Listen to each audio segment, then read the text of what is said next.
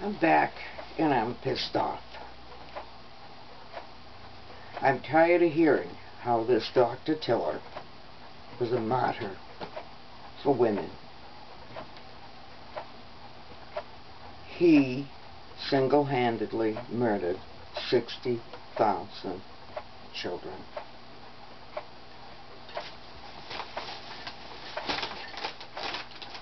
He lived by the sword.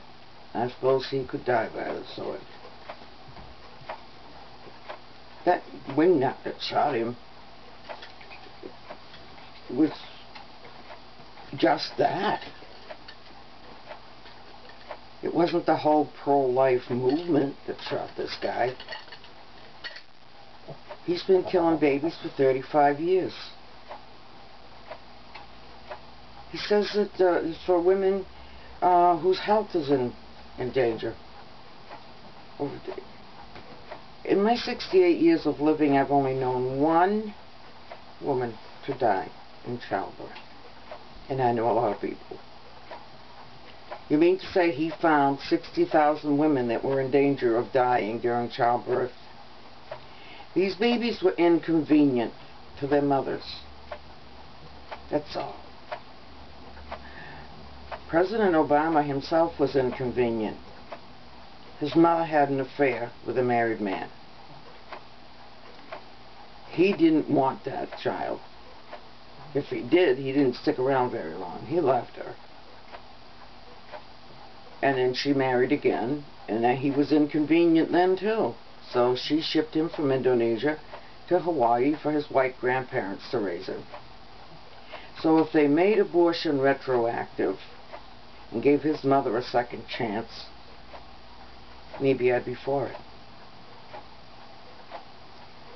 If you want to know how a baby, if this doctor killed these babies, they crush their skulls, or they stick a sharp instrument in the back of their necks after their heads have been born. Or they go inside and take a curettage instrument and cut the baby, dismember it, and take it out in pieces. All of you people who have had a baby, held a baby, babysat a baby, know babies feel. Why should they suffer for the indiscretions of their mother? They might say, well, the baby is there because of rape. The baby didn't rape anybody. Why should it suffer for what its father did? The baby is innocent in all of this. You want to know how it feels to be aborted, a late-term abortion? Have somebody roll you up in a rug with just your head sticking out one end. Got it? Then have somebody get a big vise, a C-clamp, put it on your head and twist it until you picture your skull crushed and you die. And also make it so that have them turn your head so that you can look them in the eye while they're doing it. I wonder how many babies have looked at this Dr. Tiller in the eye. They can see when they're born. I wonder how many of them looked in his eyes. But usually I think he was probably a coward, made sure they were turned around the other way and stuck them in the back of the neck. I don't want to hear any more sympathy for that man. I don't feel sympathy at all. I feel sympathy for his family, and I feel sympathy that his family has to live with what he did all their lives. He murdered 60,000 children. There are only 3 doctors in only a few states that will allow late-term abortions like that in this country. And you know why? Why did his excuse for killing 60,000 children was that a woman once came to him and wanted an abortion, and he refused to give it to her. And she died. Well, that's too bad. That's too bad. It really is. But did 60,000 more babies have to die because of that one experience? No. On the other hand, we have a murder in Little Rock, Arkansas, of one young Army officer and a second one critically wounded by an extremist converted black man into Muslim. When Dr. Tiller died, the president, there's my clocks going off, the president even spoke of the tragedy of this doctor's life being taken in church till Sunday by a crazed idiot. But the state-run news in BC didn't even choose to mention those soldiers, those Army officers in Little Rock, Arkansas. This man was an extremist. He'd been trained in this country. The hatred had been instilled in him in this country. And he had on his computer, he had Googled other areas, including synagogues, churches, nursing schools. He had Molotov cocktails in his truck.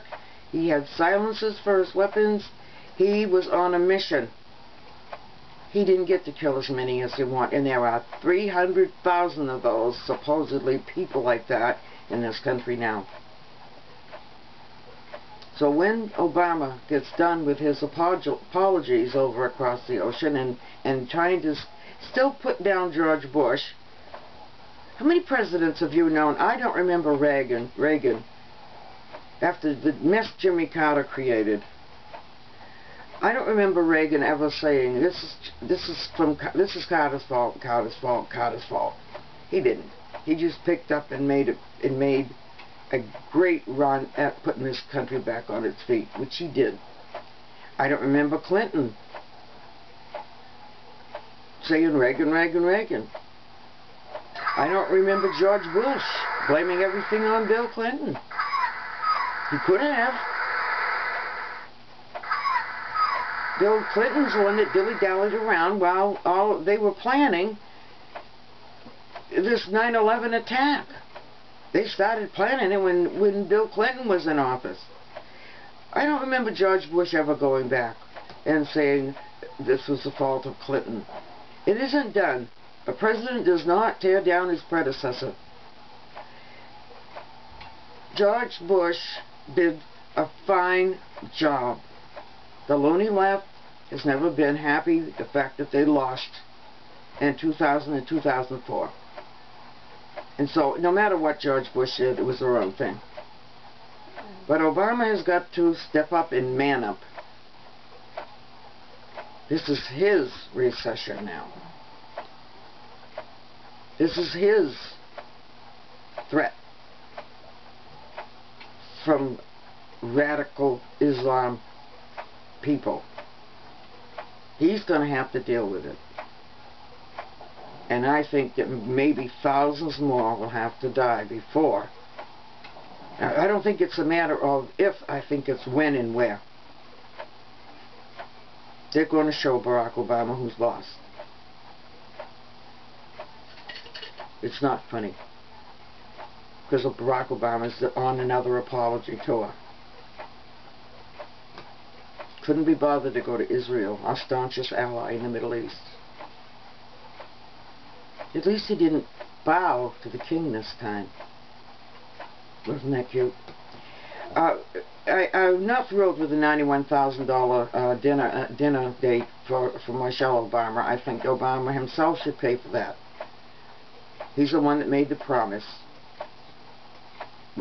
You know, he took her to a fancy restaurant in a Broadway play at the cost to us taxpayers of $91,000.